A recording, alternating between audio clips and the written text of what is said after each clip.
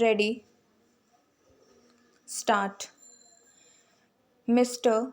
Shanti Bhushan, learned senior counsel, appearing for the appellant, submitted that the High Court has gravely erred in declining the anticipatory bail to the appellant. He submitted that Section 438 CRPC was incorporated because sometime influential people try to implicate their rivals in false cases for the purpose of disgracing them or for other purposes by getting them detained in jail for some days. He pointed out that in recent times, with the accentuation of political rivalry, this tendency is showing signs of a steady increase. He submitted that the appellant has been implicated in a false case and, apart from that, he has already joined the investigation and he is not likely to abscond or otherwise misuse the liberty while on bail. Therefore, there was no justification to decline anticipatory bail to the appellant. Mr. Bhushan also submitted that the FIR in this case refers to an incident which had taken place on the instigation of the appellant about 8 days ago.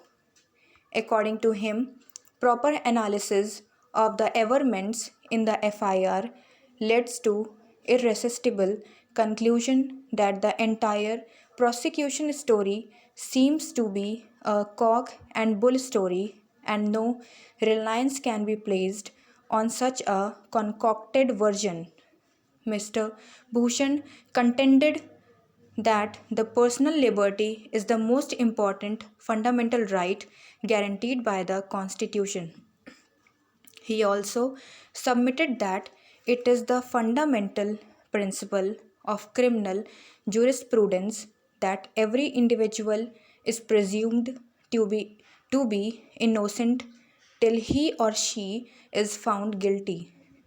He further submitted that on proper analysis of Section 438 CRPC, the legislative wisdom becomes quite evident that the legislature wanted to preserve and protect personal liberty and give impetus to the age old principle that every person is presumed to be innocent till he is found guilty by the court. Mr. Bhushan also submitted that an order of anticipatory bail does not in any way directly or indirectly take away from the police their power and right to fully investigate into charges made against the appellant. He further submitted that when the case is under investigation, the usual anxiety of the investigating agency is to ensure that the alleged accused should fully cooperate with them and should be available as and when they require him.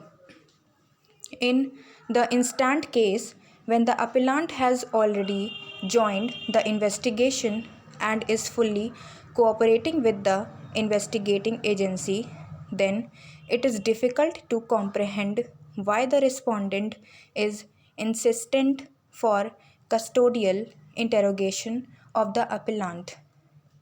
According to the appellant, in the instant case, the investigating agency should not have a slightest doubt that the appellant would not be available to the investigating agency for further investigation, particularly when he has already joined investigation and is fully cooperating with the investigating agency. Mr. Bhushan also submitted that according to the General Clauses Act 1897, the court which grants the bail also has the power to cancel it, and the grant of bail is an interim order. The court can always review its decision according to the subsequent facts.